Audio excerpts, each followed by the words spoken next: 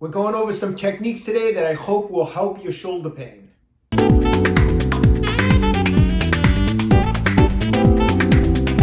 Hi, I'm Dr. Joe DeMarco, chiropractor and owner of OcraMed Health. Before we get into today's video today, which is some techniques to help your shoulder pain, a couple things. One, if you haven't done so already, pick up a copy of my book. It's called A Fitness Carol. It's available on Amazon, or you can just pick it up at fitnesscarol.com. Also, I'll have some more information on the later this year as I attempt to break the Guinness World Record in push-ups. We're going to be live streaming it on the channel, and I'll have some more information as the event gets closer on the live stream, all right?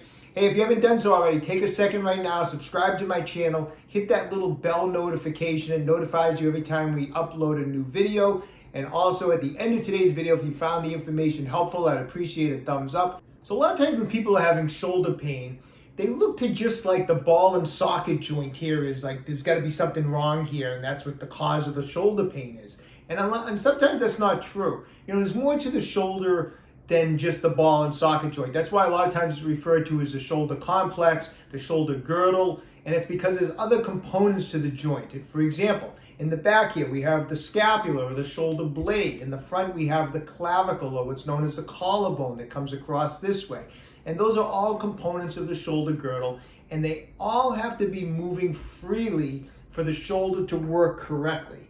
Now, what happens sometimes, and we're going to focus today more on the clavicle or collarbone issues. What happens a lot of times is people get injured because of the fact that there's maybe nothing wrong with the ball and socket joint here. However, when they go to perform a particular exercise, they strain their shoulder or injure their shoulder because of the fact that the clavicle is not moving correctly. We can have problems with this clavicle. There's muscles that attach into the clavicle. For example, in the front here, we have the clavicular portion of the pec major that attaches into the clavicle. There's a muscle deep in here called the subclavius that attaches to the clavicle. On the outside, we have part of the trapezius, part of the deltoid, and all these muscles are attached onto the clavicle.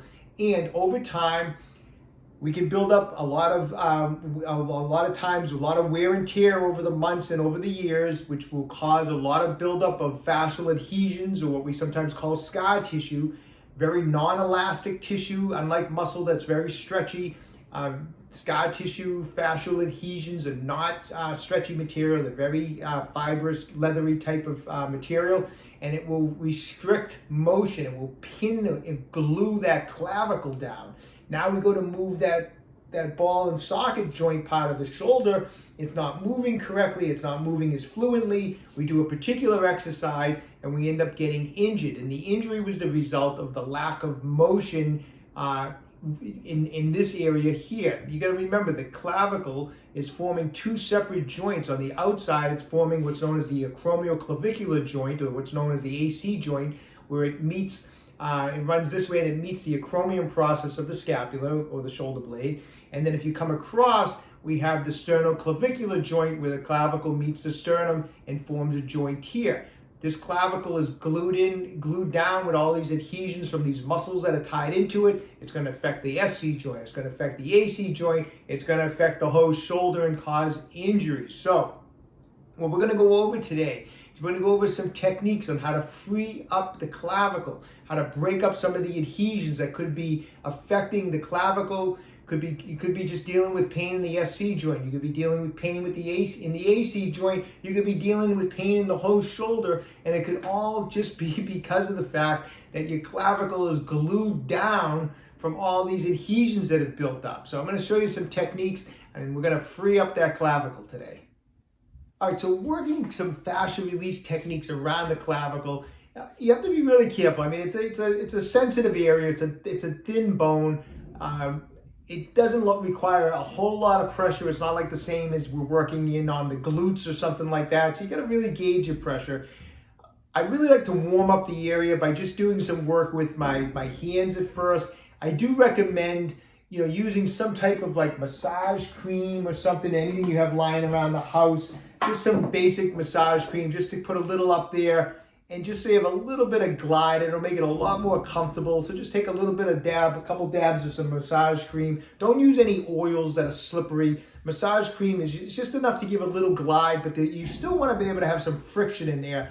Oils make everything slip, and we don't want that. But so put a little massage cream all around the clavicular area here, all around the clavicle, and just get a little bit of a little glide to the tissue. Now, well, I want to warm it up. I don't want to start digging in too deep right away. And so for warm-ups, I just recommend using your fingers. And I like to do is use my second, third, and fourth digit here. Now, if I was to hold my digits out, obviously the middle finger is the longest. And so we want to make it level. So just bend that middle finger down just a little bit so that it's level across the top with the 3 fingers. It'll be more comfortable that way. If you have the middle finger out straight, it's going to be like something stabbing at you. So bend the middle finger down a little bit and have it even across the 3 fingertips. And then what I like to do is take those 3 fingers and I start digging underneath the clavicle. Gauge your pressure. It's not the most fun thing to do to be digging under your clavicle, but it's a great area. And you're going to find, if you've never done this before, there's a lot of tight stuff under there, a lot of buildup of adhesion. You're going to be surprised all the junk you're going to find under there, all the tightness and all the fascial buildup, and it's going to feel sometimes rubbery and gritty under there. And just take your fingers and go from one end of the clavicle and dig right along that clavicle, right in there, and do the best you can to kind of not only dig along it, but almost to kind of like try to work your fingers up into it a little bit. Like I said, it takes a little getting used to, but you really want to do what you can to get into that tissue in here as deep as you can. Now, right in here, we're dealing with the clavicular portion of the pec major, and we're dealing with that subclavius muscle. And I'm going to just try to get my fingertips in there as deep as I can. I'm going to go back and forth, up and down, and I'm going to spend several minutes just kind of digging this tissue out, all the way from one end of the clavicle, all the way till I hit that SC joint on the inside of the clavicle, right through this way, okay? So from one end, the distal end, all the way across till you get to that SC joint. And I'm going to just go back and forth, side to side with those 3 fingers, okay? Then when I get to that SC joint, I'm going to go around it. Now, right in this area at the top, there's not a whole, it's a very bony area for most people, so, just kind of go over it gently. And then as you come more towards the end here, you're going to hit into where a lot of the trapezius on this part of it will attach into the clavicle, and spend a little time kind of digging at that trapezius a little bit, right in here, okay? I'm going to come a little closer. So this part here, you get your trapezius muscle coming into it, and that can get tight, and that'll affect the clavicular motion, and it'll also can affect the AC joint. So kind of spend a little time digging at that trapezius on the end, back and forth, up and down, and really try to get those fingers in deep. Then come around the edge, you're around that AC joint, and then when you get to this part, the very distal end of the clavicle here, you're going to be into some of the deltoid. And just once again, back and forth, up and down, and really just do what you can to dig into that clavicle. And I'll spend several minutes just all the way around, just going around several times. And each time I'm coming around, as I work my way around and coming around, I'll try to go in that much deeper the next time. So by the time you're done, you should have a lot of blood flow in there. It should already feel looser. I mean, even just doing that little bit of work just now, it actually feels really good. I mean, I was just doing like a few seconds to show you guys, and you can feel it. It feels good, And so spend a few minutes doing that, working around several times. It's probably going to be red in there as you work on it. That's okay. That means you get a lot of blood flowing, which is exactly what we want. And now we're going to get into a little more release work on there. Now, when you do this rest of this release work, you can stick with your fingers if you don't have anything else to use. You can get in there with a spiky ball. This is a Tai Chi regular size ball. You could use a Tai Chi mini. You're not going to get very effective work around the clavicle using a tennis ball, a lacrosse ball. I mean, it's too big, too smooth. I mean, it makes no sense, right? To try to get in there with a tennis ball. What I like about this is I'll take advantage of these spikes, and I'll actually try to get some of the spiky portions of this ball, kind of like, obviously they're thinner than my fingers, and I'll actually try to use this to kind of like dig in underneath that clavicle a little bit. Get some of those spiky parts right in along that clavicle to my tolerance. And I'll actually spend, with the ball, after I've warmed it up with my fingers, I'll spend some time making some finer motions. Like instead of making these big long strokes, I'll just kind of get in there And if I find like a knot right underneath the clavicle, I'll take that little spike and I'll actually just spend 30 or 40 seconds just kind of like pressing in, digging back and forth, up and down, and that type of thing. I'll come across, and if I feel another knot, I actually feel one right there, I'm going to go back and forth, up and down with it. So I'll make some circles with the ball and do some little finer movements, trying to work some of these little spikes into some little knots that I might find. The other thing you can use is if you have an FF5, a Fascial Force 5. This stainless steel instrument is a great way to get in along the clavicle. You can get in on with some of this smaller area here, and once again, you can get this right underneath that clavicle. It'll actually you can kind of scoop right in there, and you can make some motions right underneath that clavicle also, just like that. You can really get that in. You can use this edge too. You can get in there nice and easy and just kind of dig through some of that tissue. It's a great way to break up that fascial adhesion, just nice and easy. Gauge your pressure, okay? So I'll spend some time with either the ball or the FF5 doing some finer work around the area, like looking for knots, looking for those tight sore spots. And when I find them, I'm just going to spend some time just digging at them, back and forth, up and down, 30, 40 seconds on each little knot, okay?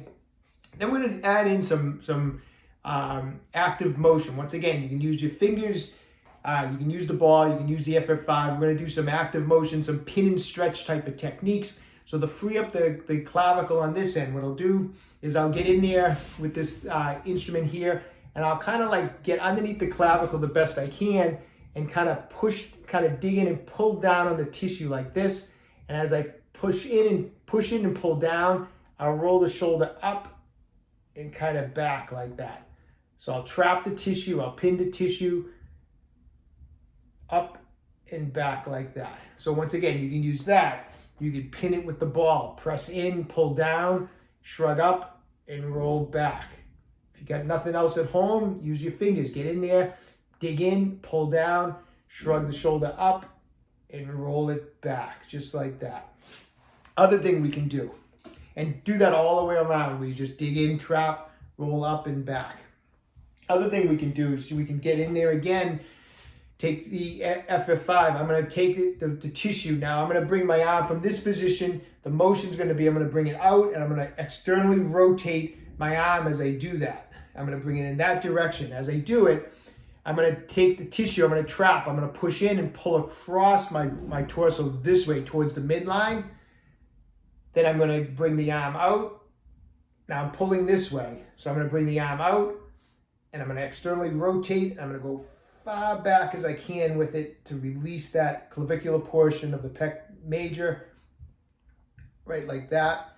And I'll do several passes like that, and then I'll take it low. I'll go across lower, and I'll do some techniques, passes where I come up higher. And the whole time as I'm doing that, I'm just dragging the tip of this FF5 right underneath the clavicle and right along underneath, digging at all that tissue. So the motion I'm doing with the instrument is just dragging it like that. And as I'm doing that, I'm stretching the muscle out. Don't forget to externally rotate. I'm stretching the muscle out.